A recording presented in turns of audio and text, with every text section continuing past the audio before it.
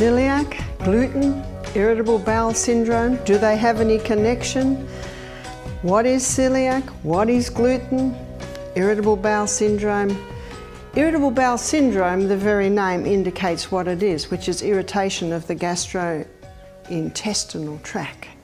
The gastrointestinal tract is a very interesting part of our body, and to understand what celiac is, to understand what the relation gluten has to it and irritable bowel syndrome, I want to begin this presentation by taking you on a journey through your gastrointestinal tract.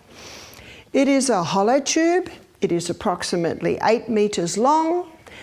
It is an external structure meaning anything that goes in there is not part of you or me until it gets broken down to tiny substances, then absorbed through the wall and into the blood, then it becomes part of you. The blood is often called the river of life. The Bible calls it the life of the flesh because the blood is the carrier. It's the carrier of nutrients all through the body.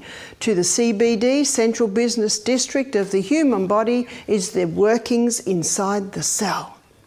So let's have a look at the gastrointestinal tract. Let me define what I mean, first of all, by an external structure. This little coat that I have on now is not part of me, even though it is touching my skin. It will only become part of me if somehow it breaks down to tiny substances, gets absorbed through my pores into my blood, then it is part of me. And so the food that we eat, when it goes into our bodies, it does not become part of us until it gets broken down to tiny little substances, absorbed into the blood, then it becomes part of you or me. So let's begin. The mouth. Do you know that's the only part of our gastrointestinal tract that we have say over? And we have say over what goes in. We have say over how long it's in there. We have say over how often it goes in there. So we have say over what goes in. We choose the food that goes into our bodies. And the food that goes into our body has a direct relation on whether we have or we don't have celiac, or whether we have or don't have irritable bowel syndrome. Gluten is one of those foods. I will be defining that later. In our mouth are teeth, and teeth chew up that food. I said we have say over what goes in. We have say over how long it is in there, meaning it should be in our mouth till that food is broken down almost to liquid. We've got a problem today. We've got a very fast society. People eat fast. People do everything fast. My husband eats fast. I'm always saying, slow down. Sometimes I touch his lips and smile, a little slower, a little slower. You see, there are no teeth in the stomach. And so it's very important that the food stay in our mouth and we chew it and chew it and chew it and chew it until we can just about drink it. You've probably heard the old saying, we should chew our drinks and drink our food. It's actually referring to, and I do mention this to our guests at Misty Mountain Health Retreat, when they take their juices, take a mouthful and swish it round in the mouth, or chew it, then swallow it. That allows time for the digestive enzymes to work in and around or through those little particles of juice, and then swallow it. And what do I mean by drink our food? We should chew it until it's just about a liquid, and then swallow it down. Oh, that makes the stomach very happy. It makes all the other functions of the gastrointestinal tract so much easier when we chew it. And that's why often in families you can have a little bit of a competition to see who can chew the most, even to put the knife and fork down between the meals, because children, especially when they're hungry and they love the food, they can be eating a little bit too fast. So we have say over what goes in. We have say over how long it is in the mouth. When we chew our food and break it down to tiny particles, it actually means there's a larger surface area for the enzymes to work on. Now, the mouth is an alkaline environment.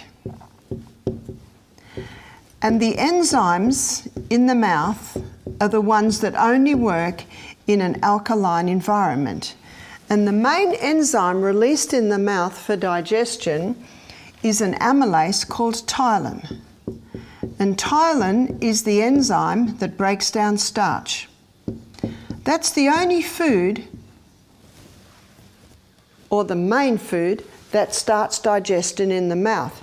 You see, the stomach is an acid environment. And so as soon as the ptyalin and the starch reach the stomach, digestion starts to slow down of starch because it is now in an acid environment. There is one more food that does start its breakdown in the mouth, and that is saturated fats like coconut.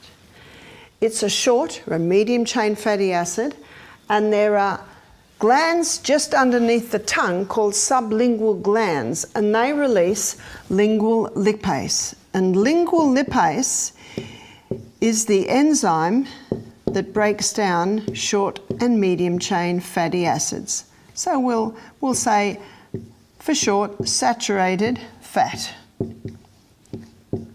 That's the only breakdown that happens in the mouth.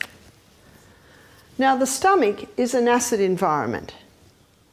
When the short chain fatty acids and medium chain fatty acids in the saturated fats, specifically I'm referring to coconut, when it comes into the stomach, the breakdown's already happened, so it just happily goes along with what's happening there. The starch digestion, which is all your starch foods, are things like pasta, things like breads, potatoes, cereals, cakes, biscuits. When they get to the stomach, because it is an acid environment, that digestion is slowed down. It is in the stomach that two enzymes are released: hydrochloric acid and pepsinogen. Hydrochloric acid and pepsinogen both unite together to release pepsin. And pepsin is what's often called an enzyme, a proteolytic enzyme. And a proteolytic enzyme is what breaks down protein.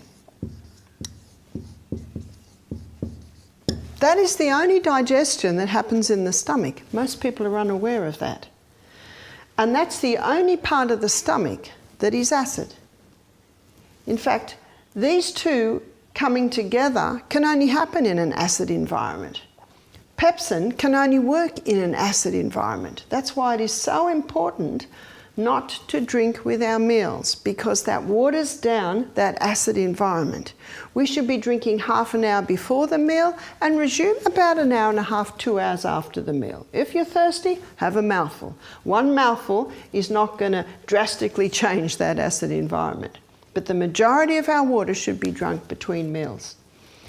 Protein is broken down in the stomach in a very acid environment. At the end of the stomach, there's a little gate called pyloric sphincter. And the pyloric sphincter, when we wake up in the morning, it is open. That's why the best thing to do in the morning is drink a glass of water, and the water will be a little bit absorbed here, but it'll come down here, and it's a lovely stimulant for starting the action of the intestines, the large and the small. But when you smell food, when your brain knows breakfast is coming, then pyloric sphincter shuts. All of these enzymes here are started to be released to create the proteolytic enzyme, which breaks down the protein. Everything's ready. Another reason why food should stay in the mouth a little longer is that it gives a message to the brain: oh, we've got a bit of starch here, oh, we've got a bit of fat here, there's a bit of protein come in. Brain says thanks. And it gives a message to all the organs further down to get ready for the food that is coming. So everything is ready because the main function of this incredibly complex external structure is to break our food down right to the right state so it can go into our blood and then travel all through our body to the cell, which is why we see, why we hear, why our heart beats, why our whole body moves, why our brain thinks. So this whole system is designed just to get those tiny structures to feed every cell. As the protein gets broken down, pyloric sphincter begins to open little by little by little. Digestion in the stomach takes approximately 3 to 4 hours. By the time 4 hours is up, usually the stomach is empty. And then the body loves a rest. Specifically, the stomach loves a rest of 1 hour. In that 1 hour rest, it allows all the digestive enzymes to be replaced. The lining of the gut basically looks like this. The lining of the stomach looks like this, and there are glands all surrounding those big folds. 2/3 of those glands, the top 2/3, release mucus. And that mucus is important to protect the lining of the stomach from this proteolytic enzyme pepsin, which could start to break down our stomach wall. So we've got this thick mucosa lining. Down here, these digestive glands here, they are ones that are releasing the hydrochloric acid, the pepsinogen. They also release the intrinsic factor, which is required way down here at the bottom part of the small intestine for the absorption of vitamin B. So the proper handling of the stomach is vital so that all of these enzymes are replaced as they need to be replaced. If someone says to me, I've got a very acid stomach, I say, how do you know? They say to me, I can feel it. That doesn't mean you've got too much acid. That means your lining of the stomach is too thin and little holes can start to be eaten into that lining. Why would it be too thin? Well, mucus is 99% water. The main cause of too thin a lining in the stomach is dehydration. It's as simple as that. A glass of water half an hour before we eat will immediately thicken that mucosa wall. That's why it's a good time. Gather the family together, even 3/4 of an hour before the meal. Let's drink.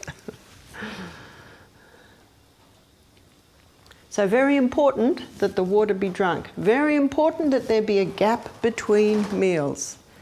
And the only way you can have that gap between meals, and we have looked at this in our previous lectures, is to eat a food program that is very high in fibre, that has great amounts of vegetarian protein, and that has some healthy fats.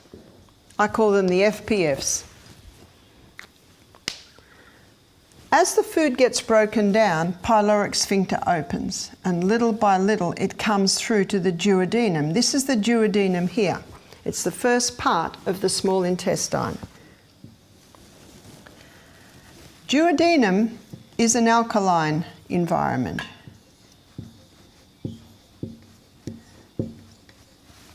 As an alkaline environment, then the rest of starch can start to happen.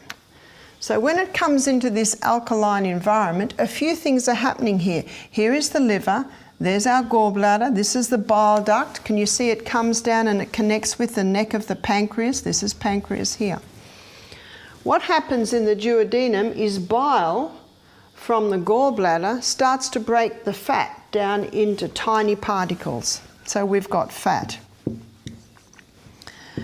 And it's broken down with the bile. So that comes from your liver. One lady said, what if you don't have a gallbladder?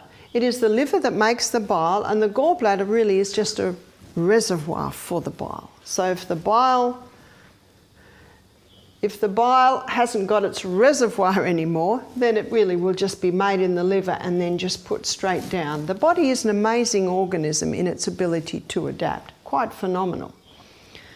So the bile from the liver starts to break down the fat here in the duodenum. Something else comes on now, and that is some enzymes from the pancreas. So the pancreas releases quite a few. So from the pancreas, we'll come over here because we've got quite a few. And this one might surprise you. Sodium bicarbonate. Sodium bicarb is released from the pancreas to neutralise the stomach acid as it comes out, because the duodenum is an alkaline environment. So the sodium bicarbonate is released from the pancreas. That's not right, is it? I thought we had a problem there.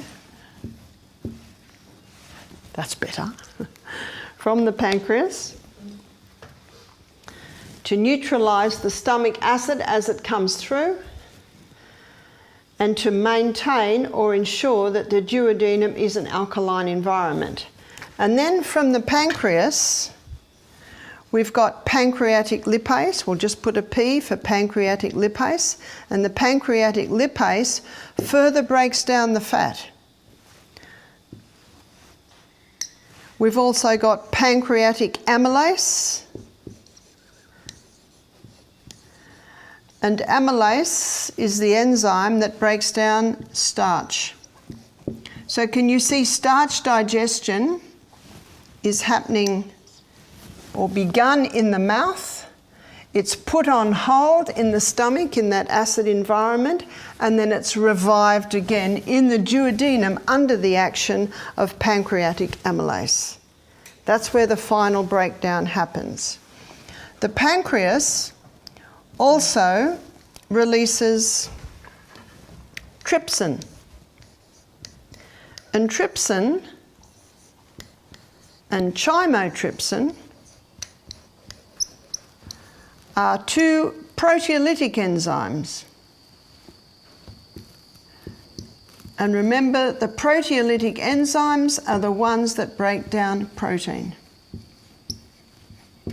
Most people don't realise what an important role that the pancreas plays in digestion. The pancreas, when you look at this, is really the main organ of digestion. But the pancreas is going to have a tough job if the stomach doesn't do its work. The pancreas is going to have a tough job if the mouth has been unable to do its work. Can you see that? So one of the best things you can do for your pancreas is to make sure you chew your food well, make sure you don't drink with your meals, make sure you have a food program with good amounts of fibre, great proteins and fats, and don't drink with your meal. And that will make the life for the pancreas much easier, much easier. So let's just go over what pancreas does again. In fact, have a look at this. Number 1, sodium bicarb. Number 2, pancreatic lipase. Number 3, pancreatic amylase. Number 4, trypsin. And number 5, chymotrypsin. Sodium bicarbonate to neutralise the stomach acid, pancreatic lipase to finalise the fat, pancreatic amylase to help finalise the starch, trypsin and chymotrypsin to finalise that protein breakdown. So as you can see, by the time you're getting down into the probably second part of your small intestine, the majority of your digestion has happened. And then in this small intestine, and it's quite a few metres long, it is here we get the villi. These villi are lining this small intestine. And it's across the villi that you have the capillary network. And remember, anything that goes into that gastrointestinal tract is not part of you or me until it gets broken down to these tiny substances. With the fat, it's glycerol and fatty acids. And the glycerol and fatty acids, they don't go into the blood. The glycerol and fatty acids go straight into the lacteal, which is part of your lymphatic system. But as I defined earlier in the week when we looked at fats, the short-chain fatty acids that you find in saturated fats like coconut oil, because their breakdown starts in the mouth, they don't need the bile and they don't need the pancreatic lipase. So your bile and your pancreatic lipase are the ones that are working on the long-chain fatty acids, and it's the long-chain fatty acids that come into the lacteal. But the unique thing about coconut oil is the breakdown happens in the mouth. Well, it begins in the mouth and it continues all the way down the tract, and then it gets taken into the blood. The long-chain fatty acids, that doesn't happen to. So now we're at the point in the gastrointestinal tract where we've come to the area where it's the final finale, really, of digestion, which is coming through the brush border wall and into the blood, or, as with the long-chain fatty acids, into the lacteal. Now, you'll notice that I have drawn a thick layer, and I've drawn it in green because it is like a jungle or a turf. One writer called it a jungle, another one called it a turf. And that thick turf is made up of Lactobacillus acidophilus and Bifidus bacterium. Lactobacillus acidophilus and Bifidus bacterium, some people say, can you speak English please? That's the name of our healthy or friendly bacteria, and they are the two permanent one, and all the others, you've probably read of many others, they actually are made from those two permanent ones. They line this gastrointestinal tract, and they are responsible for three main functions. One is breakdown. They are responsible for the final touch, so to speak, the final touch of breakdown. They are responsible for the absorption through and into the blood, but they are also responsible for protection.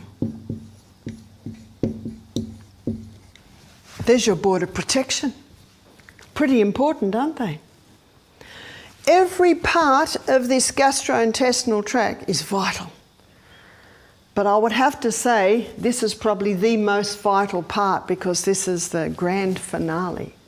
This is now, finally, we're ready to go through the gates of the city and into the blood, the river of life that will now, this is the main function of the reason we eat. People don't know that. People think we eat because it tastes good. No, no, no. We eat to get nutrients, to get through to that blood, to go to the CBD. Remember, central business district of the body is the inside of the cell. But something's happening today which is causing a breakdown of your border protection. Let me explain. When we are in utero, we have no border protection. Babies have a sterile gut, so to speak. There is no border protection over it. And when they're born, they come through the birth canal. They are literally showered with the mother's microorganisms. One professor I was listening to, he said, I always thought God made a mistake to put the anus and the vagina so close together. He said, because what's coming out of the anus, you don't want anywhere near that baby. But he said, now we are discovering that it was no accident or mistake. It was carefully designed. Because when that birth canal stretches open and the head comes out, I gave birth to a 10-pound baby. They're big. When that birth canal stretches out, the anal sphincter also stretches, and microorganisms literally shower that baby in birth. And that's very important because those microorganisms that shower the baby are responsible for building up in that baby's gut this important, essential gut flora, our board of protection. And when the baby receives the colostrum, that thick milk in those first few days, you couldn't even call it milk, it would have to be cream. That also has microorganisms that help to line this gut. You've probably read of that colostrum, that's an important part on the baby's immune system in building up that proper gut flora. Because did you know that our immune system is established in our gut? The gut's a very important part of the body.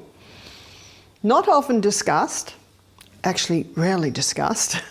Until you come to Misty Mountain Health Retreat, people say, I'm talking about things I never talked about. What happens if a baby's born via caesarean section? Do you know they're showing now that babies born via caesarean section, their gut starts to build up with skin flora, not gut flora. And skin flora is fantastic for skin, but it actually doesn't work properly in the gut. And what if the baby's not breastfed? And what if the nurse walks past the baby with a sniffle? That baby catches it like that. Mothers should be told if they give birth to via caesarean section, they should paint the nipple every morning with a little probiotic. Probiotic means for life. It's Lactobacillus acidophilus bifidobacterium powder, just a little on the nipple. And if the mother cannot breastfeed, then the best milk really is goat's milk. Because the size of a goat, very similar to the size of a human. You look at a cow, they're as big as their mother within 1 year. And cows aren't very intelligent and they get very big and fat. So if you want a baby that's not very intelligent and gets big and fat early, give the baby cow's milk. Cow's milk's perfect milk for baby calves, full stop. That's about it. I can't think of any other reason. What happens if the mother has a compromised gut flora? Then the baby will be born with a compromised gut flora. The breast milk would contain compromised flora to give to that baby. What would compromise that gut flora? Antibiotics wipe out the gut flora. It was only 2 nights ago it had on the news. In fact, there was a section on the 7:30 report about this little boy who had nearly died.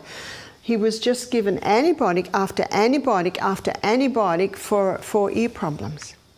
But as I'll show you later, what we have to look at is why are the ear problems there, and there are certain foods that can create that. They nearly lost that little boy. That little boy at the age of 7 had literally become immune to antibiotics. Did you know that Australia has the highest user of antibiotics in the world today? That's what it said on the 7:30 report. Doctors have been asked to please reduce the antibiotics. We've got to go back to the old ways. When we get a cold, instead of going to the doctor for an antibiotic, even if we're coughing up yellow, we should have lemon and honey drinks. We should put our feet in hot water. We should go to bed for a day. We should exercise. We should eat lightly, if at all. We should have some hot and cold showers, go to the gym, have a steam bath, go into the cold. These are all the old remedies that boost your immune system. The body can heal itself. There was a newspaper article that said 100 people had the flu. 50 took antibiotics, 50 didn't, and they all got better. Did everyone hear that? Most people don't wait long enough, or they're not actually giving the body the right conditions so that it can heal. Antibiotics. I'm not against antibiotics. The human gut can cope with about 2 courses in a lifetime. Did you hear that? About 2 courses in a lifetime. It's the overuse. Contraceptive pill. There are alternatives to the contraceptive pill. Statin drugs. In another of my lecture I showed you that cholesterol is not the problem and we need to be cautious not to get cholesterol too low. Many drugs kill off the gut flora. And then as the gut flora is being killed off, the person has a high sugar diet, having alcohol every night.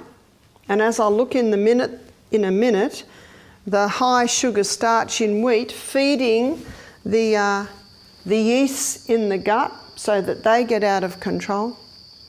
Now this gut flora plays another role other than breakdown, absorption and protection. They also play a role of nourishment. Who do they nourish? They nourish the cells that line this gastrointestinal tract. And they're remade every 3 to 5 days. So the cell is born down here in the valley. It takes 3 to 5 days for that cell to move up, and then it's taken away. We'll put wings on it. Flies away to the graveyard. It's dead now. Those cells, as they move up, are nourished by this gut flora. So when there is no gut flora, the cells are not nourished and they are unable to play their role. So what happened is the final breakdown isn't able to happen properly. Absorption isn't happening properly. Protection against harmful microbes isn't happening. And the nourishment of those walls isn't happening. And this is one of the reasons why people with irritable bowel aren't healing, because they should heal in about 2 weeks. When you consider that these cells are remade every 3 to 5 days. Do you know, the problem might have started here, the problem might partially be here, the problem might partially be in the liver, it might partially be in the pancreas. There's a whole lot of things that if they're not working properly can affect this. But I think myself, one of the major problems is lack of proper gut flora. When I have finished my illustration of the gut, I'm going to show you how at every step it can be healed. And I'm also going to show you the role that gluten plays in all of this, which basically, celiac is a total intolerance to gluten. Let's move on. The majority, really all of absorption should have happened by the time we get to the ileum. That's the last part of the small intestine. And it is in the ileum that B12 is absorbed. Notice this little fellow here. That's your appendix. Does it have a use? It has a very important use. God didn't make a mistake. God never makes a mistake. Well, what's the appendix for? It's called the colon's oil can, because what it does, it releases an oily substance that helps to lubricate and move the food through the colon. It releases something else, an antibacterial fluid, and that antibacterial fluid is designed to negate toxic substance as it comes through. What would come through that was toxic? What would come through that was toxic was something that hadn't got its proper breakdown up here, so it's starting to rot. And if it's meat and animal products, it will be putrefying, which is pretty toxic, gives off ptomaine. Have you heard of ptomaine poisoning? It's a toxic gas that can kill you. And let's say on top of that, the person's had a Coke with their meal and ended with a ice cream with chocolate flavouring all over it. What happens with sugar on putrefaction? It just speeds it up. So some pretty nasty stuff in some people are coming through here. So the appendix is releasing antibacterial fluid to try and negate that, to keep you alive and not poisoned, to get it all through the large and out again, and hopefully quickly. Now we come to the large intestine. One of the main functions of the large intestine is to take water out, so stools can be formed and they can pass with ease. When a person's dehydrated, more water gets taken out than should be taken out, then we're left with cement and rabbit pellets. And so it's building up, especially in this area here. And then the person feels to go, but they're in a hurry and they've got no time. You know, the bus is waiting and they're just putting the last bit of make it up. They haven't got time to go now. And so aren't we glad that God gave us an anal sphincter right here that we can actually hold? And you know, we're glad because sometimes the plane's landing and you just can't go. And there's not a problem with that. There's not a problem that the odd day you use it for that or the odd day you don't. It's what you do every day that matters. And this is happening every morning. And the lady doesn't go. Why does she feel to go? Because the food comes down here and puts pressure on that anal sphincter, but she holds it tight. She gets on the bus, she gets to work, she goes to the toilet, nothing happens. Why? Because she didn't go, the body put that substance that it wanted to release back into this other part of the small intestine. And she can't go. And the longer it's there, guess what? The more water gets taken out. And now it's 5 days and she hasn't been, and she's still eating 3 times a day. Do you wonder where it all goes? It all builds up here and she says, I've got to go. So she sits and she strains. We should never strain. Because you know what happens when you strain? Something's got to give and out they pop. They're called hemorrhoids. Very nasty little things are these hemorrhoids. But you know, there's always a reason. Why are they there? They're there because the colon is not running and evacuating as regularly as it should. Things are building up, pressure's put on it. There's a lot to be said for squatting. If everyone squatted, the colon could evacuate much easier and these little substances wouldn't be coming out. You can even buy little wooden things to go around your toilet so you can squat. And in many countries, especially in Africa and Asia, if you go to the toilet, you squat. It's actually much healthier for the body. But when people are overweight, it's very hard to squat. So can you see, at every step we can get problems all the way through here. And when there is no fibre, things slow down. Fibre is very important. Your highest fibre food is your vegetables. Vegetables with all their fibres sweep. They daily sweep all of these little grooves, especially these little corners up in here. But fibre not only sweeps every day, fibre also, because of its bulk, stimulates peristalsis, and this should ever be moving, ever be moving. Dr. Kellogg said 3 intakes of food a day should equal 3 evacuations. Not many people do that.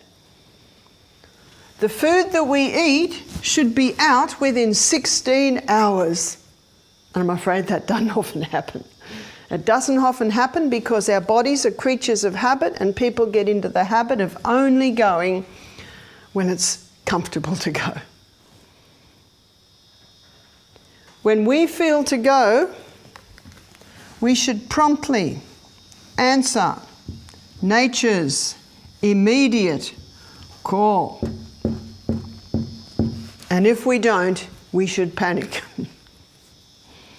Because colon cancer, hemorrhoids, they are not comfortable things. And if we look after that gut, things like that will never happen. We need to be drinking between meals to keep that body nice and hydrated so too much water doesn't come out. We need to be eating a high fibre diet so that that's moving every day. We need to ideally, as much as possible, squat when we evacuate. And we need to experience relaxation. One lady said, I can't stand it when my husband goes to the toilet, he takes a book. I said, you got to take a book. You got to relax. Because our emotions do affect the way the colon works. What I'd like to look at now is how we can heal.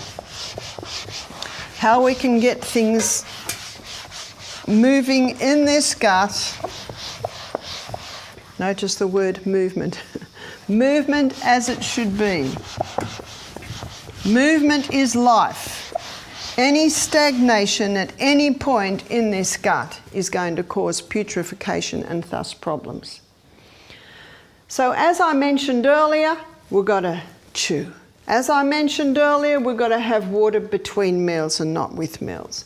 As I mentioned earlier, we need to be allowing this function to happen properly. But let me define first of all with the mouth, because it has a lot to do with it. Mouth, we have say over what goes in. We have say over how long it's in the mouth. We have say over the environment. And it's important to look at this because this is the only one we really have say over. And what we do here affects all the way down the tract. When I say environment, we should cast off care and anxious thought when we sit to dine. There should be no controversial subjects mentioned at the table. We had a situation at our table recently where we had a couple of people starting to talk about a political situation, and they were both from either side of the camp. And just in the middle of it, I said, "Look at that bird out there." Everyone laughed. That's all I had to do. We need to have peace, tranquility at the table. If ever a child at the table, when I had my children at home, if ever a child made a fuss at the table, I quickly picked them up and put them out on the veranda and shut the door. Don't ever allow that to happen at the table. No one can digest quickly if there's a problem. I don't want this food. Quick, up really quickly. Outside, shut the door. If it's a baby, quickly pick them up, put them in the cot, shut the door. Where do they want to be? At that table. Especially when you don't feed them between meals. Do you know, they quickly get the message. Very quickly get the message. So make sure the environment is there. We've looked at how long, what goes in. There is a food today that is going in many mouths, and it takes up a huge part of Aussie's diet. It's what's causing celiac. It's one of the biggest contributing factors to irritable bowel syndrome, and it is wheat. How many people had cereal and toast for breakfast, cakes, biscuits, mid-morning, sandwiches for lunch, pasta for tea? That's almost 100% wheat. Let me show you the wheat issue. This is the wheat, the original wheat. It's Enkhorn. An Enkhorn wheat had a very fragile structure. Basically looked like this. And I've given an illustration of its gluten or protein structure. Very fragile. Fragile is important because if it's fragile, it can be easily broken down by grinding, by cooking, by chewing, by digestive enzymes, easily absorbed into the body. It is not sure when, maybe a few thousand years ago, Enkhorn did a wild cross, or a wild hybrid they call it, with a wild grass and came up with an Emma strain. And this Emma strain, still fragile, but not quite as fragile a structure. In the 1950s, Dr. Norman Bulag and his team of scientists hybridized the wheat. They wanted to create a wheat with a high yield to address the starvation issue in Mexico, in India, in Africa. And they came up with a hybridized wheat. They were very happy with this wheat. It was such a hit that it went worldwide in the 70s. And in the 90s, in Australia, every bread, every pasta, every cake, every biscuit, every cereal is made from this hybridized wheat. It produced a high yield, but because it produced a high yield, they had to make it a very short wheat. Now in the 50s, 60s, 70s, if you went out west, all the wheat was this high. Now it is all this high. It saved millions apparently from starvation. And Dr. Norman Bulag received a Nobel Prize for his hybridized wheat in 1969. Everyone loved this wheat. High yield, didn't grow as high, but what was never addressed was the effect on the gut of human beings. You see, this wheat has a very complex structure. Complex protein gluten structure, and it's almost only a cast iron gut that can break that one down. The person that can handle wheat today is someone with very strong hydrochloric acid. And some do have a strong hydrochloric acid.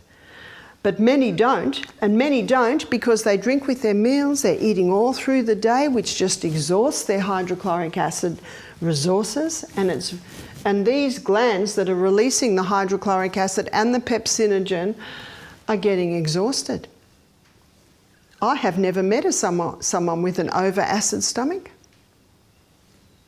Some say, well, I know it's acid because it keeps coming up. There's nothing wrong with the acid. The problem is it's actually a little dual gate there called the cardiac sphincter. There's a very good muscle there that should stop it coming up. So if it isn't stopping it coming up, the question should be asked why. The reason is most people eat their largest meal at the end of the day and then they go to bed. Let's have a look at what gravity is doing. This is stomach laying down in bed and it's full. So where's it starting to push? It's starting to push that sphincter, and night after night after night it weakens it. And that sphincter is a muscle and it looks like this. And when that muscle is relaxed, it's closed. And when it tightens, it opens.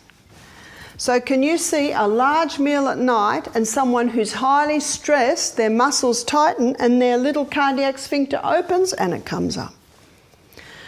Everyone that comes here with reflux or heartburn, which is often what it's called because it feels like heartburn with the acid coming up, goes home without it. Because we feed our guests breakfast like a king, lunch like a queen, tea like a pauper, and if they are prone to it, we give them magnesium. We give them magnesium 4 times a day, which relaxes that cardiac sphincter and closes it. Very simple. We feed our guests breakfast like a king, lunch like a queen, and tea like a pauper. Most people in Australia today eat breakfast like a pauper, lunch like a pauper, and the tea is the king and the queen together. No wonder we've got so much reflux. We don't need to kill that acid. We need that acid. We need to look at why the discomfort is there. Wheat has this very complex structure. So when the hydrochloric acid, the pepsinogen, the pepsin aren't working very well, it's hard to break it down. Yes, the starch is broken down here, but wheat has a protein or gluten structure. And that's the one that gets broken down in the stomach. And if the enzymes there aren't working, we're not going to have much of a breakdown. But let me give a little bit more of a picture of the wheat before I show you what happens as we go down. If you make this wheat bread into a sourdough bread, the sourdough is a culturing process that breaks down the protein or the gluten in the grain and you get a simpler structure, but it's still more complex than it originally was. But you can get a grain today called spelt, and it's a wild or field hybrid of the emmer wheat. So it still retains that fragile structure. Another one is kamut. Kamut is also a wild or field hybrid of the emmer wheat, and it also contains that fragile structure. And if these flours are made into a sourdough bread, that brings it virtually back to the original Enkhorn structure. Isn't that good news? So some people say, can you get the original wheat? You can in the form of spelt and kamut. So why the celiac? And by the way, a celiac, they can't even handle the spelt and the kamut. They need to go totally gluten-free. And let me show you what's happening with this hybridized wheat in the gut. As I've just showed you, stomach's not working, so the breakdown isn't happening effectively there. It comes all the way down to the section of the gut where the final breakdown, absorption, is going to take place. And that wheat breaks down to a substance called glutamorphine. And glutamorphine, as you can see, it's an opiate derivative. Now, if that glutamorphine, let me give, to make it easier, that's the gluto and that's the morphine. Now, if that glutamorphine comes here, where there's a nice gut flora, these cells, which are the happy cells because they're getting nourished by the gut flora, it breaks off the morphine aspect and just allows the gluto through. But if that glutamorphine comes to this section here, where the cells are very unhappy and can't function properly because they have no nourishment, they cannot knock off that morphine aspect, so the glutamorphine gets into the blood, taken to the brain, the opiate receptor sites on the brain pick it up. Can you see the importance of the gut flora? It plays that vital role of protection. But there's something else, and that is milk. Milk breaks down to caseomorphine.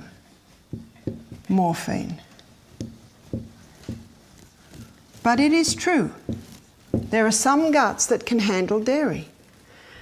It's usually if there is a history of dairy, then that gut can handle dairy. There is a genetic thing that comes in here too, because some people say, isn't celiac genetic? You can inherit a weakness or a tendency in that area, but remember, genetics loads the gun, but lifestyle pulls the trigger. So caseomorphine, let's give it a picture. There's the morphine on the caseomorphine. Comes through here, the morphine again gets knocked off by the happy cells who are well nourished. But if it comes through here, this unhappy cell cannot knock off the morphine. And these caseomorphine and glutamorphine are getting into the blood, going to the brain, and the opiate receptor sites are picking it up. And that's why in the book Grain Brain he shows this very carefully. But who goes into more detail in this is Dr. Natasha Campbell McBride in her book Gut and Psychology. She does a very good job at defining all of this. There's another book called Wheat Belly by Dr. William Davis. There's another book called Stop Autism Now by Dr. Bruce Fife. They are all talking about the gut, and they are all talking, some to greater and lesser degree, about the dangers of this hybridized wheat. Can you see we've got a combination here of not only the hybridized wheat, not only the hybridized wheat, but the over-consumption of the wheat, as in the diet I just related to you, cereal and toast for breakfast, sandwiches for lunch, pasta for tea. But you've also got this generation who have had a lot of antibiotics, so babies are being born with a compromised gut flora. You see, there are a lot of little threads that come together to make a strong rope. And a strong man can try and break that rope, but he cannot. But a little tiny mouse that strong man could just stomp on and squash, it can come along and start eating those little bits of threads, and the rope that the strong man could not break, breaks. With everyone I meet, virtually without exception, it's a whole lot of little threads all coming together.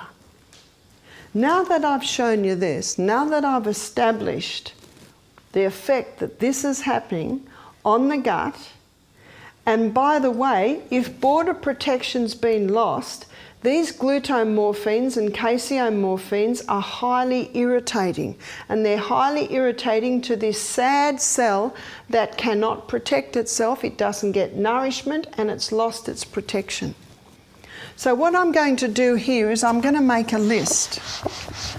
I'm going to show you what one can do to conquer celiac and conquer irritable bowel. I could actually put a few more things in there. To conquer sinus problems, to conquer asthma problems, to conquer bronchitis, to conquer earaches, to conquer eczema, to conquer psoriasis, to conquer Crohn's disease, to conquer colitis, to conquer irritable bowel. There's one remedy. Number one, eliminate. And as he says in his book, the author claims in the book Grain Brain, of kids with autism getting 50% recovery by just stopping the wheat and the dairy. And it's very important to also stop refined sugar, because that sugar just feeds the harmful microbes, feeds the yeast in the gut. These must stop. A lady rang the other day with a 1-year-old with eczema. I said to her, does the baby eat? She said yes. I said the baby should have no starch till the baby has teeth. You see, the ptyalin in the mouth, remember I talked about ptyalin in the mouth breaking down starch? There's not there. It's not released until the molars are through. That's about 18 months of age. Baby should have no starch. What does baby eat? Milk. And a little bit of vegetable, and a little bit of fruit. That's when the little tastes happen. She said, well, I've mostly stopped. She said, what milk will I give the baby? I said, is the baby breastfed? She said, yes. I said, well, there's no need for any other milk. But I said, do you eat wheat, dairy or sugar? She said, oh, a little bit. I said, you've got to stop it completely. She said, that's very hard. I said, well, it's either stopping that or have the eczema. I said, it's not forever. It's just for a period of time. It's not forever. It's just for a period of time. But this gut will not heal while these are touching it. Do you see that? You have to stop. If you don't turn the tap off, you're still going to be mopping up in the other corner. They must be eliminated. There are so many other grains. You've got rice, you've got millet, you've got quinoa, you've got buckwheat, amaranth. There are so many grains. There's no need to have the wheat. Well, how can we not have dairy? People say, what milk do you drink, Barbara? I say, I'm weaned. I don't drink milk. Milk's for babies. Okay? Mind you, we use a bit of coconut cream. What sugar do you use? I don't use much sugar. But if I do cook my husband an apple strudel, I use the spelt flour, I use maple syrup, I use grated apple. You can make delicious foods. They must be eliminated. Number two, probiotic. A probiotic for life. You can buy probiotic powders that contain Lactobacillus acidophilus bifidus bacterium. They're to be taken 3/4 of an hour before you eat, and they will come down while that pyloric sphincter is open. They will come down and they will start to repopulate the bottom part of your gut. Number three, there are 2 herbs that coat, soothe and heal that gut. One is aloe vera, and the other one is slippery elm. Slippery elm is the powdered bark of the slippery elm tree. They're both a bit gooey, aren't they? And they should be gooey, because we need some nice goo to line this gut. Remember in Psalm 104 verse 14, the Bible says God gave herbs for the service of man. That's what they do. They come in and serve you. Not necessary to take both of them at once. You might do a week on this one and a week on that one. For someone who is severe, I suggest before every meal and just before bed. You can peel the aloe vera plant, mash it up or chew it up and swallow it. Or you can buy the slippery elm powder, put a teaspoon in about half a cup of warm water, mix it well, drink it immediately, because if you don't, it'll get very thick and you'll be eating it with a spoon. One of our guests said, I prefer to eat it with a spoon. I'll leave it up to you. Number 4, water between. No water with meals, water between. Approximately 2 to 2.5 litres every day. Number 5, breakfast like a king. Lunch like a queen. And tea like a pauper. When your body goes to bed, your gut wants to sleep. And if you go to bed with a full stomach, your gut cannot sleep. If it does go to sleep, you'll die of main poisoning because all the food will rot. Tea like a pauper. And sometimes paupers don't eat. You don't fuel your car up at the end of the journey, you fuel it up at the beginning of the journey. Number 6, very important to exercise. Exercise, and this will get stronger as you use it. It's called self-control. Got that? And exercise the body. Very important that the body move every day. Exercise gently massages all these internal organs. Exercise increases the blood supply to all these internal organs. And very important to experience peace. In a highly stressed environment, it affects your digestion, it affects your liver, it affects your pancreas, it affects your whole gut. When I gave my heart to God at 25, I found peace. You can find him in the Bible. He is the author of this amazing body. The amazing body with the ability to heal. As we close, let me just give you a story of Zach, our cook. He was severe celiac. He could not handle it at all. He knew straight away because he'd want to fall asleep all day. That's another symptom, brain fog. I knew when he'd been eating gluten because I'd be talking to him and he'd be yawning, and he's 18 and he's yawning at 10 o'clock in the morning. I said, did you go to bed late? No. I said, have you been eating gluten? He'd go. He stopped all gluten. He did this, totally stopped. He didn't do this because his gut wasn't irritated, but he did everything else. With irritable bowel, that's essential. With celiac, it's only really important to do that if your gut is irritated. About a year later, I was at a function with Zach, and he got a slice of bread. I said, can you eat that? He said, today, but not tomorrow, or the next day, or the next day, actually not for a month. How nice. He had conquered his celiac. And he'd actually brought it down to just really a bit of gluten sensitivity. He said, if I have it 2 days in a row, I'm yawning all day, I'm falling asleep all day, my brain's foggy. You see, there are so many different symptoms. In fact, I challenge everyone, stop wheat for 2 months. Why 2 months? You can eat it, it'll go through your body, but the effects of that wheat can still be hanging around in your body for sometimes up to 6 weeks. So you need to do it for a good 2 months to really see the effect. As I said previously, some can handle spelt, some can't. The fine-tuning is yours. Everyone carries around in themselves their own doctor. Your doctor is within you. So my challenge to you is this, try it. You've got nothing to lose and possibly everything to gain.